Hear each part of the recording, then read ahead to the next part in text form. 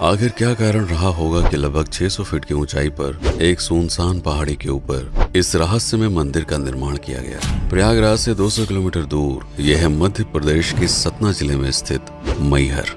क्या इसका नाम मैहर इसलिए पड़ा क्योंकि यहाँ पर माता सती का हार गिरा था, या फिर हार से जुड़ी कोई और घटना है? क्या सच में ये मंदिर 1000 वर्ष पुराना है? और क्या सच में यहाँ पर आल्हा उदल फूल चढ़ाने आते हैं, या फिर बात कुछ इससे भी ज्यादा गहरी है? ऐसे ही रहस्यों से भरे हुए इस मंदिर में रोज हजारों की संख्या में लोग दर्शन के लिए आते हैं और नवरात्रि में ये संख्या विकराल हो जाती है। आखिर क्या है इस मंदिर का रहस्य? YouTube पर मैहर के ऊपर अनेक वीडियोस में सबसे अधिक महत्व पौराणिक कथाओं को दिया गया है। कुछ में इसे अज्ञातवास के दौरान पांडवों द्वारा स्थापित किया गया बताया गया है, और कुछ में कहा गया है कि इस मंदिर को 8वीं सदी में आदि शंकराचार्य ने बनवाया था। भविष्य पुराण, आलाखंड, पृथ्वीराज रासो के अलावा कवि जगनिक रचित लिखित साक्ष्यों के आधार पर इससे जुड़ी कई कहानियां हैं। भारतीय परिवेश में जब कोई कथा बहुत अधिक प्रसिद्ध हो जाती है तो उसमें वास्तविक एवं काल्पनिक घटनाओं के मिश्रण से ये तय कर पाना बहुत ही कठिन हो जाता है किस कथा को कितना अधिक महत्व दिया जाए। जो बात तर्क पर होगी हम सिर्फ उसी पर चर्चा करेंगे और उसी पर इस वीडियो को केंद्रित रखेंगे। आल्हा उदल का इतिहास।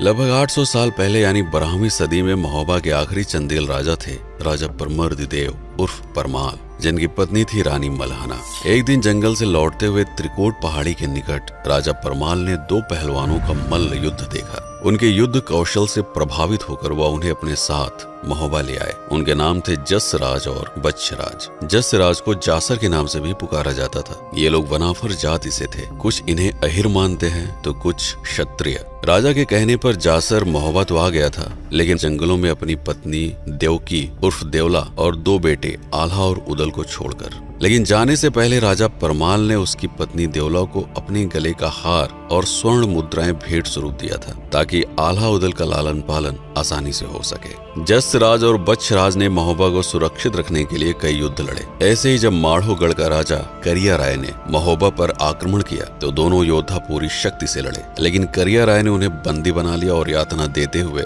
बनाफर कबीले तक ले आया। पत्नी देवला और दोनों बेटों आल्हा उदल के सामने उनका सिर काट दिया, ये कहते हुए कि जो भी राजा परमाल का साथ देगा उसका यही अंजाम होगा। राजा परमाल के द्वारा दिए गए हार को भी उसने देवला के गले से ऐसे छीना कि नस कट जाने से उसने भी प्राण त्याग दिया। जाते जाते उसने कबीले के लोगों से भी लूटपाट की और बस्ती को तहस नहस कर दिया। तब आल्हा ने यह प्रण लिया कि जब तक वह करिया राय को मारकर अपने माता पिता की मृत्यु का बदला नहीं लेगा तब तक चैन से नहीं बैठेगा। कबीले की सुरक्षा के लिए वह पहाड़ की ऊंची चोटी पर जाकर रहने लगा, ताकि चारों दिशाओं में नजर रखकर दूर से आती हुई शत्रु सेना की जानकारी पहले से ही कबीले के लोगों को पहुंचा सके। लेकिन आल्हा समझ नहीं पा रहा था कि अपनी माँ का बदला कैसे ले। इसी चिंता में पहाड़ी पर सोते हुए एक रात आल्हा ने सपने में अपनी माँ को देखा, जो एक दिव्य रूप में नजर आई। अचानक उन्होंने करिया राय की गर्दन से लटक रहे अपने हार को छीनकर उसका गला काट दिया और पहाड़ी में समा गई।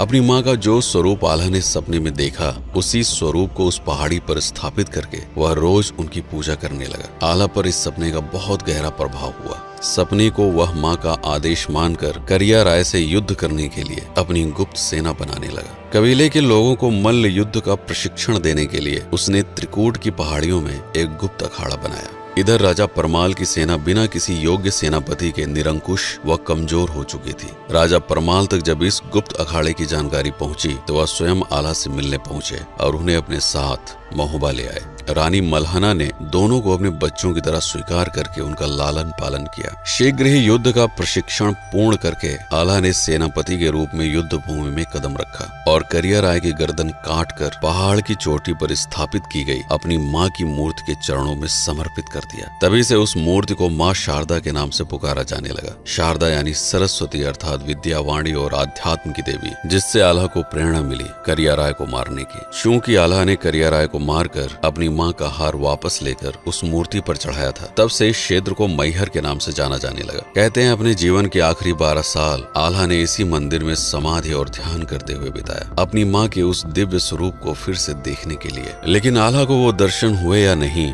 ये कोई नहीं जानता। और सबसे बड़ा रहस्य है आल्हा की मौत को लेकर। आल्हा की मौत कैसे हुई इस बारे में कोई भी प्रमाण नहीं है। कुछ लोग मानते हैं कि आल्हा ने समाधि की परम अवस्था हासिल करके अंतर्ध्यान हो गए, तो कुछ का कहना है कि उन्होंने इस पहाड़ी के भीतर बनी किसी गुप्त गुफा में हमेशा के लिए समाधि ले ली। पर्याप्त साक्ष्य न होने के कारण स्थानीय लोग ऐसा मानते हैं कि आल्हा आज भी जीवित हैं और रोज भोर होते ही माँ की आरती करने आते हैं। मैहर के इस अनसुलझे रहस्य को समझने के लिए आपको सपने और समाधि के रहस्य को समझना पड़ेगा। आखिर हमें सपने क्यों आते हैं, कौन सी रहस्यमय शक्ति इसके पीछे काम करती है, इसे समझने के लिए सपनों का रहस्य पर मेरा ये वीडियो अवश्य देखें। गुरु गोरखनाथ की कथा और उदल की मौत। उदल की मौत कैसे हुई, ये भी एक तरह का रहस्य है, जिसका उत्तर हमें गुरु गोरखनाथ की इस कथा से मिलता है। कहते हैं जब माता शारदा की ख्याति दूर दूर तक फैली और लोग दर्शनों के लिए यहाँ पर आने लगे, तब एक दिन गुरु गोरखनाथ जी यहाँ पर माँ के दर्शन के लिए पधारे। ये वो समय था जब करिया राय को मारकर आल्हा एक बड़े भाई होने के नाते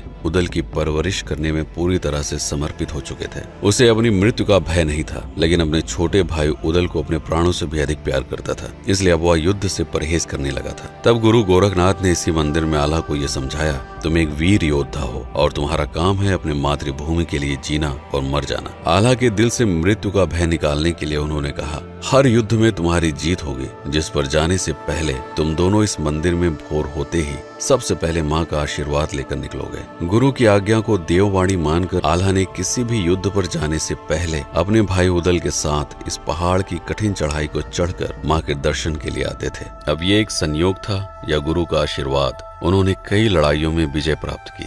आल्हा खंड काव्य के अनुसार उन्होंने 52 लड़ाइयां लड़ी थी, जिसमें से 51 में उनकी जीत हुई। हालांकि इतिहासकार इन तथ्यों को सटीक नहीं मानते। पृथ्वीराज चौहान युद्ध कथा, उदल की मौत। आज से लगभग 1000 साल पहले पृथ्वीराज चौहान ने बुंदेलखंड की धरती पर अपने साम्राज्य का विस्तार करने के लिए महोबा पर आक्रमण किया। राजा परमाल ने आल्हा उदल को इस युद्ध का कार्यभार सौंपा। युद्ध से कुछ दिन पहले आल्हा ने अपने भाई उदल को सेना की तैयारी के लिए महोबा में ही छोड़कर मां शारदा के दर्शन के लिए मैहर अकेले ही आ गए। लोग कहते हैं कि शायद यही वो कारण था जिसकी वजह से पृथ्वीराज चौहान के साथ युद्ध करते हुए उदल वीर गति को प्राप्त हुए। अपने भाई की मृत्यु का बदला लेने के लिए आल्हा ने अपनी पूरी शक्ति से पृथ्वीराज चौहान से युद्ध किया। अंतिम युद्ध से एक रात पहले गुरु गोरखनाथ आल्हा से मिलने उसके शिविर में आए। लोग कहते हैं यहीं पर गुरु गोरखनाथ ने आल्हा से ये वचन लिया था कि तुम पृथ्वीराज चौहान को युद्ध में भले ही हरा दो, लेकिन उन्हें क्षति नहीं पहुंचाओगे। गुरु के इन वचनों से आल्हा आहत हुए और उन्होंने अपने भाई की मृत्यु का बदला न ले पाने के विक्षोभ से न सिर्फ युद्ध बल्कि सभी सांसारिक माया मोह से विरक्त होकर त्रिकोट पर्वत पर स्थापित माँ शारदा के मंदिर में जीवन के आखिरी क्षणों तक एकाकी जीवन जीते रहे। राजा दुर्जन सिंह और गडेरिये की कथा। कहते हैं आल्हा उदल के चले जाने के बाद पिछले 800 सालों में एक ऐसा दौर भी आया जब कई सौ सालों तक मंदिर की महिमा धूमिल पड़ गई। समय के साथ ये पहाड़ और उस पर स्थापित की गई माँ शारदा की मूर्ति घने जंगलों की ओट में समा गई। आज से लगभग 200 साल पहले जब मैहर पर राजा दुर्जन सिंह उर्फ जुदेव का राज्य था, तो एक दिन एक ग्वाला उनसे मिलने के लिए आया। उसने बताया कि मंदिर की चोटी पर एक छोटी सी गुफा में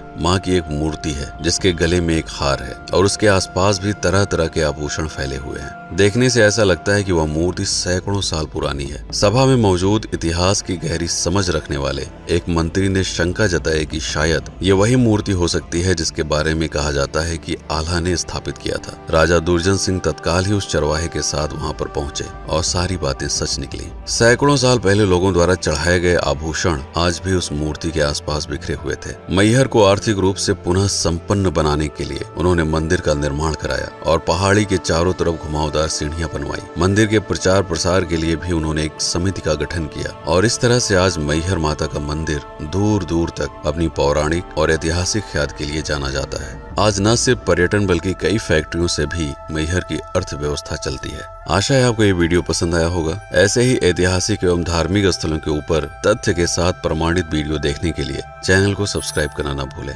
मैं हूँ पीके सिंह और आप देख रहे हैं प्रतापगढ़ हब। इस वीडियो पर समय बिताने के लिए आपका बहुत बहुत धन्यवाद।